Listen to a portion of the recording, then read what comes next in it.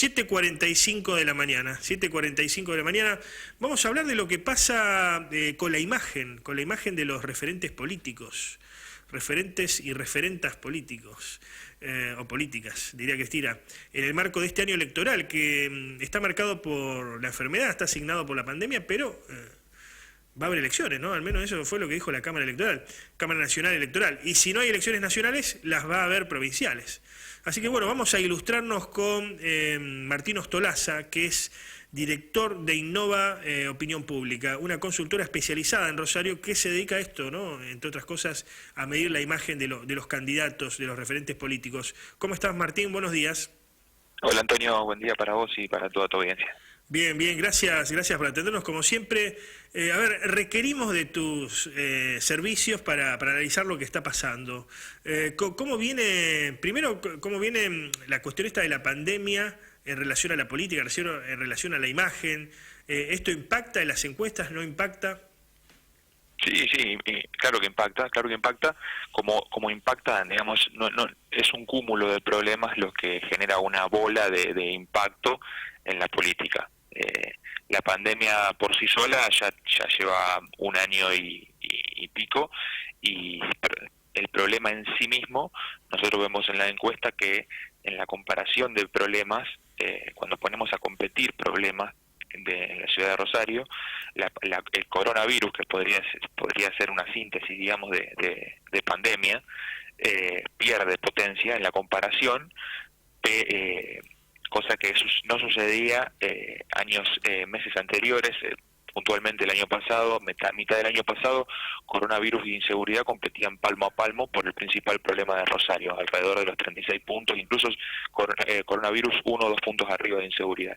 Eso hoy vemos que se revirtió, coronavirus ya quedó muy relegada en el ranking, digamos, del principal problema, siendo superada ampliamente por inseguridad. De alguna manera lo que viene sucediendo en la ciudad de Rosario ya desde hace más de 10 años, al menos desde que nosotros medimos la opinión pública en la ciudad de Rosario, inseguridad instalada sola en el primer lugar, con bastante diferencia en relación a los otros problemas, pero volviendo a tu pregunta inicial, bueno, sumado a si inseguridad tiene esos niveles y coronavirus después de un año y meses sigue presente, incluso en estos momentos en pleno crecimiento de la segunda ola, con las consecuencias de eso en términos de ocupaciones de cama, de niveles de contagio,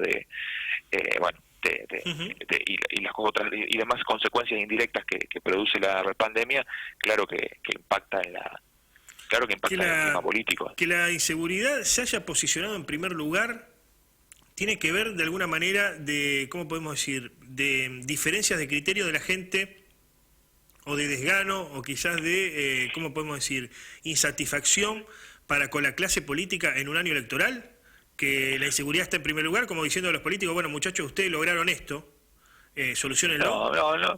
No, Antonio, porque como te decía, la inseguridad es una problemática que está en el primer lugar de las preocupaciones de los rosarinos hace más de 10 años, y sin embargo, la política sigue funcionando, el clima electoral sigue funcionando, la gente sigue yendo a votar, votan a uno, votan a otro,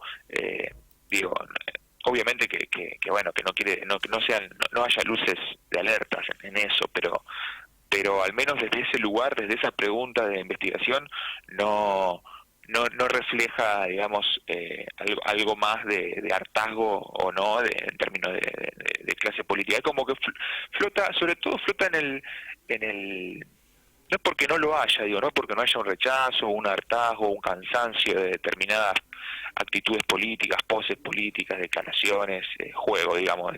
Hay cansancio, de lo que se vea, de lo que la sociedad ve de la élite política. Claro. Pero eso no digamos, hasta acá no vemos que tome volumen o que tome nuevas dimensiones. Me parece que es parte, obviamente, que bueno, que hay que estar atento a cómo se va procesando eso, pero me parece me parece que de los grandes medios de comunicación, sobre todo de los grandes medios nacionales, se frota con bastante entusiasmo el clima antipolítico, y no sé si es tan así. Claro. Es interesante, es interesante esto que decís. Bueno, vamos a los números puros y duros, ¿no? Ustedes hacen, ¿no?, mediciones habitualmente. ¿Qué estamos viendo? En este caso, la última encuesta de ustedes es de los últimos días. Sí, es del fin de semana del 11, 12, 13, bueno, 11 y 12, lunes 13, de ese fin de semana, que sería este que pasó, no el anterior. Y vemos, bueno, en términos de imagen de gestión, vemos un retroceso en los tres niveles, nacional, provincial y municipal. El nacional y el provincial caen más lento porque ya cayeron bastante, entonces ya es difícil que sigan cayendo abruptamente, teniendo un niveles de 40% de positiva, digo, presidente de la Nación y el gobernador de la provincia, no digo que no puedan seguir cayendo, pero la caída va a ser más lenta. Digo, no imagino un presidente de la Nación con un nivel de aprobación de menos de 30 puntos. No digo que no pueda suceder, pero bueno, va a ser más paulatino hasta que llegue a eso, si es que llega. En cambio, sí es más abrupta la caída del intendente, que retrocedió casi 15 puntos de noviembre del 2020 a la fecha. O sea, de Pablo Hapkin estamos hablando, ¿no? Pablo Hapkin. Estamos hablando de Pablo Hapkin. Tiene buenos niveles de aprobación todavía, cuenta con el 56% de aprobación en términos polarizados, digo, agrupando la escala de imagen que nosotros hacemos, la vamos digamos, sometiendo a distintos agrupamientos hasta llegar al final, que es positivo o negativo. Claro. En ese positivo y negativo, que es un poco la síntesis de la escala de preguntas de imagen, Hapkin tiene un 56% de positivo y un 40% de negativo. ¿Y en cuánto estaba antes, digamos, el esplendor, si uno quiere, de Hapkin? Mira, la última estaba en 72, pero antes, a mayo, es nuestra primera encuesta del 2020, estaba más cerca en el orden del 80% de positiva.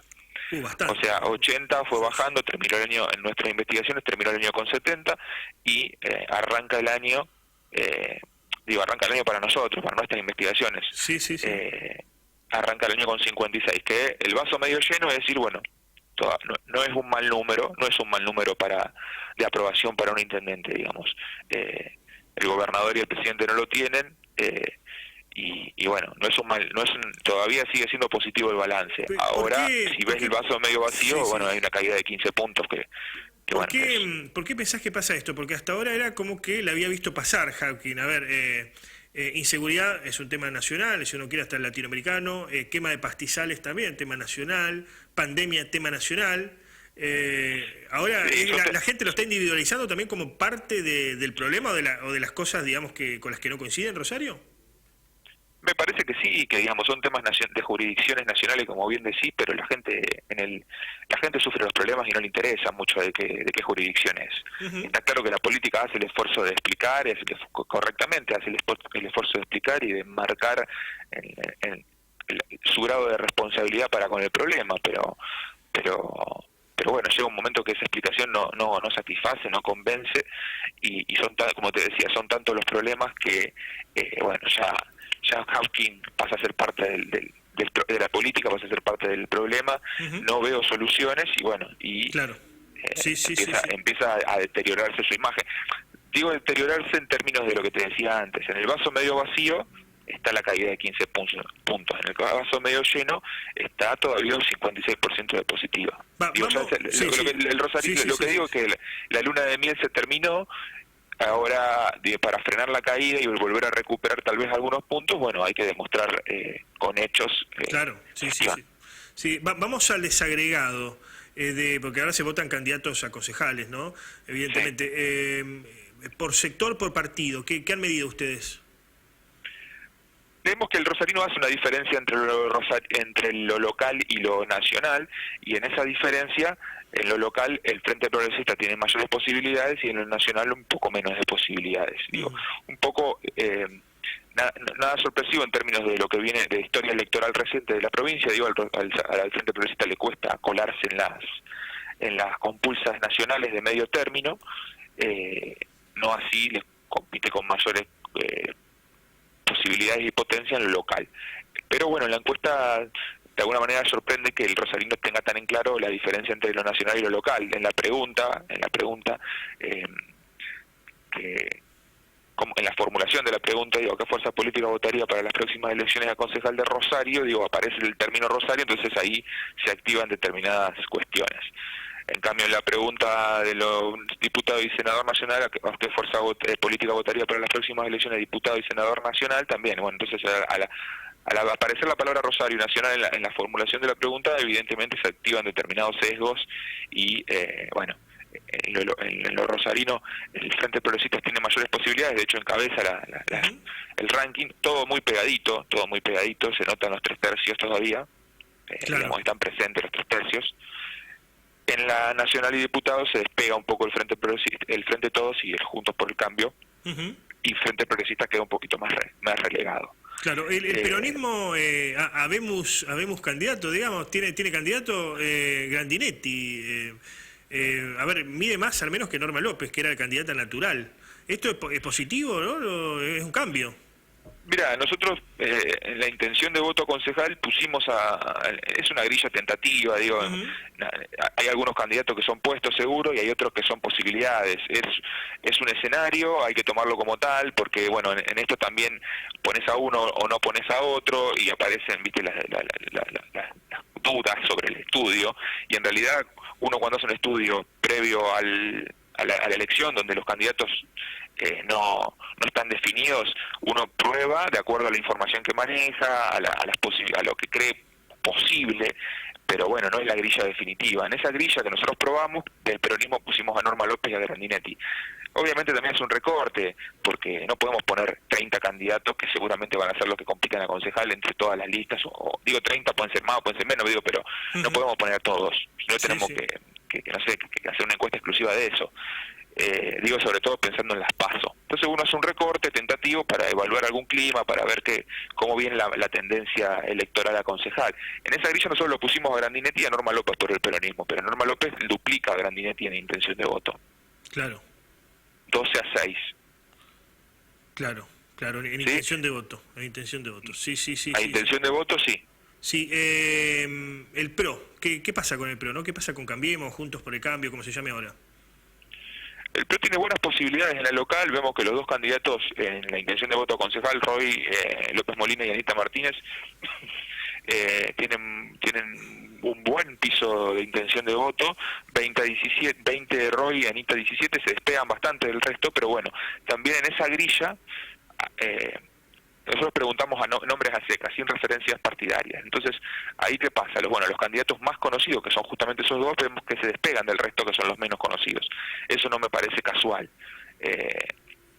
Por un lado, probablemente si preguntábamos asociando a partidos, hubiese sido distinto el orden de del ranking. Pero bueno, más allá de eso, el PRO cuenta con dos buenos exponentes en términos de instalación en la opinión pública, lo que ahorra tiempo, a diferencia de los demás que van a tener que hacer un esfuerzo electoral, un esfuerzo de campaña para instalarlos y asociarlos ya sea a partidos o a candidatos, que me imagino que esa va a ser la estrategia de Hawking en términos de su estrategia electoral. Los sectores, finalmente, los sectores de izquierda, ¿no? O progresistas, o Ciudad Futura, ¿no? Y afines, ¿cómo salieron en la medición? Ciudad Futura en términos de fuerza política, de intención electoral por partido, ya sea fuerza política que votaría para elección a concejal o simpatía partidaria, está en el orden de los 6-7 puntos. Podría estar un poco mejor, en otras encuestas nos ha dado un poco más, digo no mucho más, 2-3 puntos más, 9-10 puntos. Pero Monteverde sí logra 9 puntos de intención de voto. Es decir, Ciudad Futura en Rosario tiene un piso entre 6 y 10 puntos de proyección electoral, que todavía está dentro de ese rango y lo conserva. La izquierda también, la izquierda siempre está alrededor de 4 o 5 puntos, por lo tanto está también dentro de esos márgenes, digo no por defender la encuesta, sino porque coincide más o menos la encuesta, lo que nos da esta encuesta con otras encuestas y con lo que más o menos gira alrededor de su capacidad electoral. Claro. Muy interesante esto. Después va a estar reproducido en nuestro sitio web, cunadenoticia.com, y la entrevista también en nuestros canales de YouTube y de Facebook. Muchas gracias, Martín. Antonio, gracias a vos, un abrazo. Adiós.